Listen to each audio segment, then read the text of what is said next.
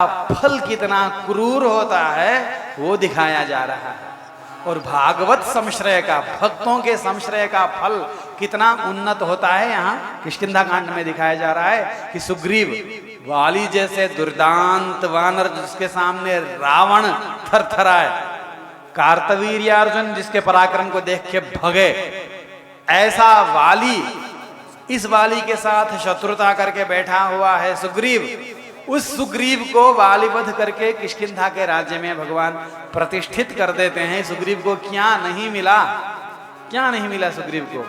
खोई हुई पत्नी मिली, राज्य मिला, अंगद जैसा पुत्र मिला, सबसे बड़ा भगवान रामचंद्र जी की मित्रता मिली इस सुग्रीव को। क्या कर दिया उसने? न तपस्या की, न भजन किया, न जप तप किया, न तीर्थ यात्रा की। क्या किया उस सुग्रीव ने? कुछ किया नहीं, लेकिन उसके पास एक संपत्ति भगवान ने दे रखी थी, साधु संग। हनुमान जी के साथ कैसे व्यवहार करना है ये जानता है सुग्रीव। बस इतने मात्र से, साधु के कृपा मात्र से उसको सब कुछ मिल गई। और साधु के ऊपर अपचार करने से, हनुमान जी के ऊपर अपचार करने से, अपराध करने से रावण मिट गया। तो साधु संग का कितना बड़ा महत्व है, यही कहने के लिए पूरा किष्किंधा कांड है। साधुओं के साथ सद्व्यवहार कहां से कहां पहुंचाता है। कोई जप तप करने की, कोई आचार निष्ठा की, कोई ज्ञान संपादन करने की, शास्त्रों को जानने की, तीर्थ यात्रा करने की, हवन जप कुछ आवश्यकता नहीं है। एक महाभागवत बोल दे कि ये मेरा है, मैं इसका हूं। हनुमान जी ने बस यही कह दिया था कि सुग्रीव मेरे हैं। इतने मात्र से ही सुग्रीव का कल्याण हो गया। बस इतना इतना चाहिए। बस कोई भक्त बोल दे कि ये मेरा अपना है। उसके साथ शरीर संबंध होना यह भी आवश्यक नहीं है। बस इतना संबंध हो जाए कि वो बोल दे ये मेरे अपने हैं। इतने मात्र से ही कल्याण हो जाता है। और जब साधु बोल दे कि इसने मेरा अपचार किया है तो उसका सत्यानाश हो जाता है। तो सुग्रीव और भगवान की मित्रता हुई। सुग्रीव तुरंत ही, तो हम यहां ऋष्यमुख पर्वत के ऊपर बैठे हुए देख रहे थे कि किसी नारी को रावण हर के ले जा रहा है। वो राम लक्ष्मण चिल्ला रही थी, मैं अभी आपको दिखाता हूं बोल के गुफा के अंदर प्रविष्ट होते हैं सुग्रीव और एक पोटली ले आते हैं। उसको खोल के भगवान को दिखाते हैं। इदं पश्येति रामाय दर्शयामास वानरः ततो गृहीत्वा वासस्तु शुभान्याभरणानि च। वो देखते ही भगवान के आंखों में आंसू डबडबाने के लगे, कुछ नहीं बोल पा रहे हैं। उस पूरे आभरण को अपने छाती से लगाकर हा प्रिये तिरुदन धैर्यम उत्सृज्य न प्रतक्षितौ, धैर्य को छोड़ करके जमीन पे गिर गए भगवान। कुछ देर के बाद संभलते हैं, लक्ष्मण जी उठाते हैं तो लक्ष्मण जी को दिखा के बोल रहे हैं, पश्य लक्ष्मण, देखो ये सीता के ही है ना, मुझसे देखा नहीं जा रहा है, देखो। तो लक्ष्मण जी बोलते हैं तो मैं सब नहीं जानता हूं, ना हम जानामि केयूरे ना हम जानामि कुंडले नूपुरे त्वभिजानामि नित्यम पादाभिवंदनात्। जैसे छोटे बच्चे को माता भी प्रिय होती हैं, पिता भी प्रिय होते हैं, दादा दादी सब प्रिय होते हैं, तो भी वो माँ से लिपटता है, उसको माँ ही चाहिए। उसी प्रकार भक्तों को भी भगवान और भगवती प्रिय होने पर भी भगवती के चरण में अधिक अनुराग होता है। लक्ष्मण जी के सीधे भाई राम जी हैं, लेकिन लक्ष्मण जी को यह है कि मुझे कोई बचाएगा, बचाएंगी तो जानकी जी ही बचाएंगी, उनको पूरा भरोसा है। तो कह रहे हैं, और जानकी जी के भी चरणों में ही अधिक नैर्भर्य है, उनको चरणों में ही विश्वास है। कह रहे हैं, मैं जानकी जी के केयूर को, उनके हाथों को मैं नहीं जानता, उनके कुंडलों को भी नहीं जानता, मेरे लिए देवता है तो जानकी जी के श्री चरण ही है। तो मैं हर रोज उस देवता को प्रणाम करता हूँ। तो उसमें पहने गए जो नूपुर है केवल उसी को पहचानता हूँ। हाँ भैया ये नूपुर भाभी की ही है। तो पकड़ के राम जी बिलखने लगते हैं, रोने लगते हैं। तो सुग्रीव क्या बोल रहा है, क्या क्या बोल रहे हैं सुग्रीव जी भगवान रामचंद्र प्रभु को, अरे आप रो क्यों रहे हैं इस तरह से, मेरी भी तो पत्नी हरी गई है रुमा, मैं तो ऐसे रो नहीं रहा हूं, मैं तो धैर्य से यहां बैठा हूं, तो आप भी धैर्य धारण कीजिए। इस सुग्रीव को अभी तक पता नहीं कि सीता जी क्या चीज है। वो रुमा और सीता जी को एक समान समझ रहे हैं सुग्रीव जी अभी तक। राम भगवान है ये ज्ञान नहीं है उनको, इतना ही मालूम है कि एक बहुत पराक्रमशाली राजकुमार है।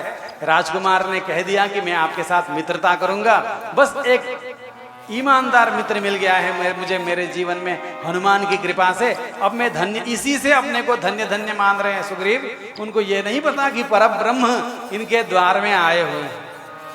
अभी नाम नाहमेवं हि शोचामि धैर्यंच न परित्यजे, नाहं ताम अनुशोचामि प्राकृतो वानरोऽपि सन्। मैं प्रकृति के गुणों से बंदर होता हुआ भी रुमा के वियोग को सह रहा हूं, आप क्यों ऐसे बिलख रहे हैं। तो राम जी बोले, हाँ मुझे इस तरह से नहीं बिलखना चाहिए, आप जैसा मित्र तो कहाँ मिलेगा, आपकी कृपा से अब मुझे जानकी मिलेंगी, आप अपना समाचार सुनाइए।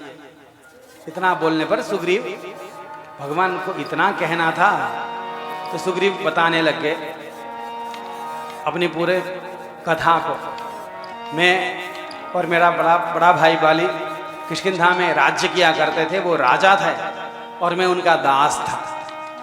मुझे कभी सिर उठाने दिया हो वाली ने नहीं, याद ही नहीं है, दबा के रखे रहे मेरे बड़े भाई, लेकिन मैं भी अपने भाई के भक्ति में उनकी सेवा करता रहा। किसी समय में मायावी नाम का एक असुर आया, उस मायावी नाम के असुर के साथ मेरी भाई की लड़ाई हुई, उसका वध कर दिया उन्होंने। उसके वध करते समय क्या हुआ, मेरे भाई को वो दौड़ा के ले गया गुफा में। तो वहां मुझे गुफा के बाहर ही रखकर, कहीं भग के बाहर न चला जाए, तू रोक लेना उसको, ऐसा कहकर मुझे बाहर रख दिया। वाली ने स्वयं अंदर चले गए। 1 महीने बाद वहां से जब खून निकलता है, अनेक सारे राक्षसों को मार देते हैं वाली, तो इतना अधिक खून ये मायावी का खून नहीं हो सकता, इतना अधिक खून तो मेरा भाई का ही हो सकता है। ऐसा सोच करके मैं डर से भयभीत होकर के बहुत बड़े पत्थर से उस गुफा को बंद कर दिया मैंने और स्वयं लौट के आ गया। उस वानर राज्य में सारे लोग मुझसे पूछने लग गए कि कहाँ है भाई, कहाँ है भाई, वाली कहाँ है, महाराज कहाँ है। तो मैंने कुछ नहीं कहा, मर गया ये भी नहीं कहा, जिंदा है ये भी नहीं कहा, मैं बंद करके आ गया ये भी नहीं कहा, मैं चुपचाप रहा। तो ये देख करके सब लोगों ने, मनुष्यों के राज्य में ही राजा नहीं हो तो अराजकता फैल जाती है, तो ये तो बंदरों का राज्य है, यहाँ क्या होगा, तो बिना नायक ये राज्य नहीं रहना चाहिए, ऐसा सोचकर मुझे राजा बना दिया गया। मैं राजा हो गया। कुछ समय बाद बाली आए, बाली को आते देख कर ही मैं दौड़ पड़ा भैया बोल के उनके चरणों में गिरने के लिए, लेकिन ये मूर्ख बंदर मेरे पीछे पीछे छत्र चामर सब राज चिन्ह के साथ मेरे पीछे पीछे दौड़ पड़े। मेरे सिर पे राज छत्र और मेरे दोनों और राज चमर देख करके वाली को सहन नहीं हुआ।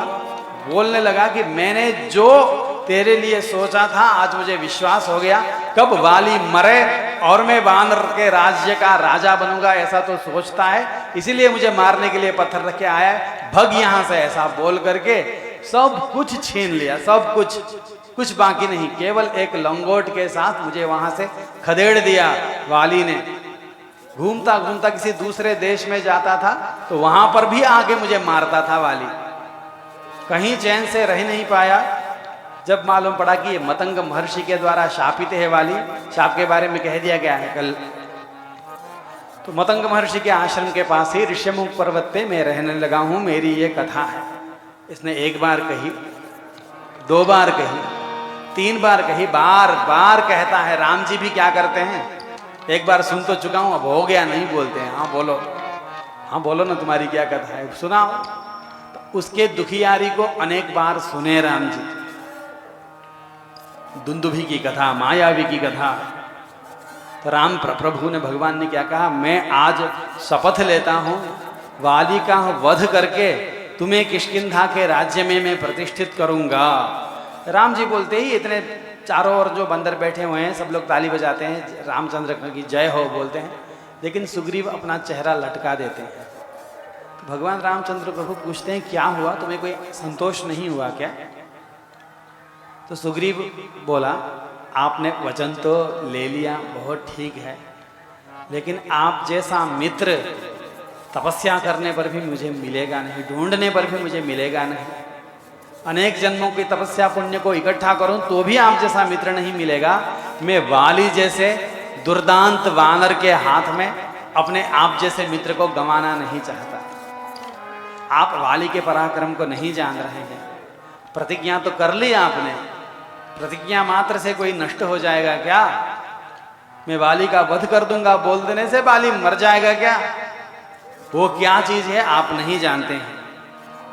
उसका ऐसा पराक्रम है कि पूर्व संध्या करने के लिए पूर्व के समुद्र में पहुंचता है, सायं संध्या करने के लिए पश्चिम समुद्र में पहुंचता है।